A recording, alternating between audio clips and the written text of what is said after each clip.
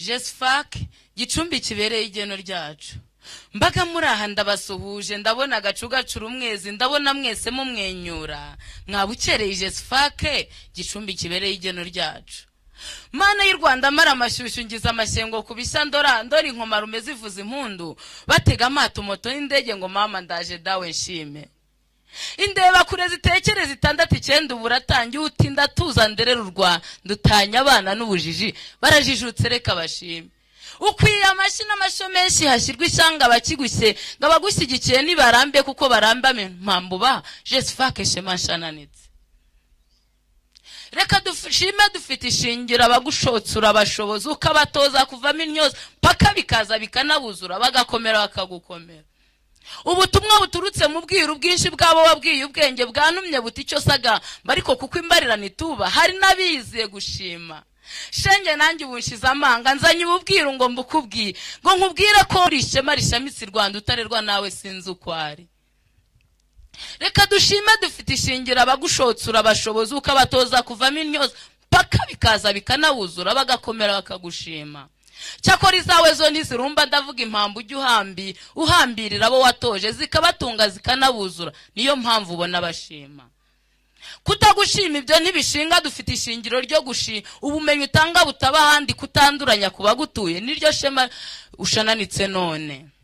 Intego yawe ni ntumbero ngo abana be batsinde bose basenge sana Mungu wetu hashyirwa ishyanga kuzimya impano niryo cyari kugiza indashyikirwa.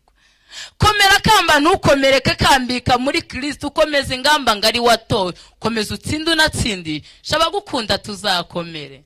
Reka dukomere dufite ishingiro nta ukomera atakomeretse twagize ibikomere byinshi. 19 umuriro uraka turikomeza turwanya umwanzi. Yesu yaserutse tumureba turwanya inyatsi tunyaga ibyacu gushyira hamwe tubishyira iwacu kugira ubwoba bishyirwa ishyanga dushyingura ishyano turanesha. Imiyoborere ubu turayoboye ndavuga nyobora ariyo nteko iyo ridushakira ibidukwi ikatuyoboza ubwenge bwinshi ikadushoboza ikanadushoboza. Dufite indemyabirwa abarezi bacu buje ubumenyi n'ubuhanga mu mibare uzabase bakubwire n'abatabizi bazakubwire no mu mahanga ibyo barabizi.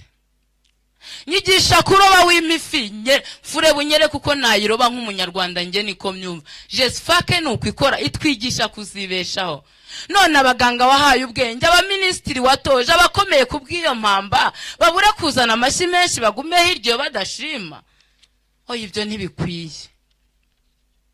Amadini disi dutezwe imbere mu myidagaduro ntitudindiri inkuru ishyushye ndetse ishamaje ibikombi ntabitaye iwacu.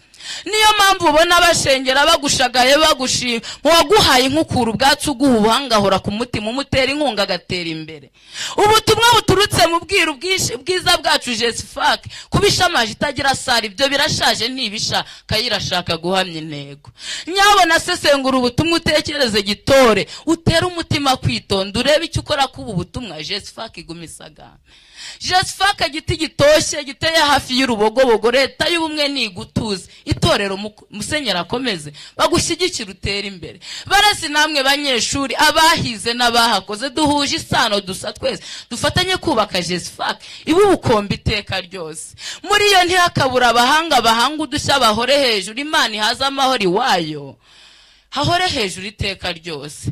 Ndi umusizi ndi umudahirwa ntewe ishema n'iri ishuri ry'umugisha JESFAC ndezwemo imyaka 3 nkaronka ndaryifuriza amahoro nawe fasha turifashe ribu ubukombe iteka ryose. Nitwa Nige na 8 niga mu wa 6 PCB Imana ibaho umugisha.